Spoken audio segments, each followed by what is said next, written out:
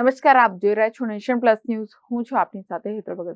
છોટાઉદેપુર મહિલા અને બાળ અધિકારીની કચેરી દ્વારા મહિલાઓ પર થતી હિંસા નાબૂદી અભિયાનની અંતર્ગત બેટી બચાવો બેટી પઢાઓ ઉજવણી કરવામાં આવી હતી. છોટાઉદેપુર મહિલા અને બાળ અધિકારીની કચેરી તરફથી 25 નવેમ્બરથી 10 ડિસેમ્બર સુધી વિવિધ થીમ કાર્યક્રમોનું આયોજન કરવામાં આવ્યું છે. જેના ભાગરૂપે નસવાડી તાલુકાની એસબી સોલંકી હાઈસ્કૂલ ખાતે સેલ્ફ ડિફેન્સ સેમિનારનું આયોજન કરવામાં આવ્યું હતું. મહિલા અને બાળ અધિકારીના માર્ગદર્શન હેઠળ ડિસ્ટ્રિક્ટ ફોર એમ્પાવરમેન્ટ વિમેન યોજના કર્મચારી દ્વારા મહિલા અને બાળ અધિકારીની કચેરીની યોજનાની માહિતી આપવામાં આવી હતી.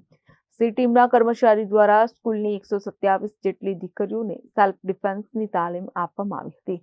દીકરીઓને બેટી બચાવો બેટી પઢાઓ લોગો વાળી ટી શર્ટ અને કેપ વિતરણ કરવામાં આવી હતી. આ અવસરે નસવાડી તાલુકાની એસપી સોલંકી હાઈસ્કૂલના કર્મચારીઓ, સી ટીમના કર્મચારી તેમજ મહિલા બાળ અધિકારીની કચેરીના કર્મચારીઓ ઉપસ્થિત રહ્યા હતા. Rehan Patel, Nation Plus News, Chhota Udepur. સમાચારોના સતત અપડેટ મેળવવા માટે અમારી નેશન પ્લસ ન્યૂઝની યુટ્યુબ ચેનલને સબસ્ક્રાઇબ કરો, બેલ આઇકન દબાવો અને જોડાયેલા રહો ફેસબુક, ઇન્સ્ટાગ્રામ અને ટ્વિટર પર.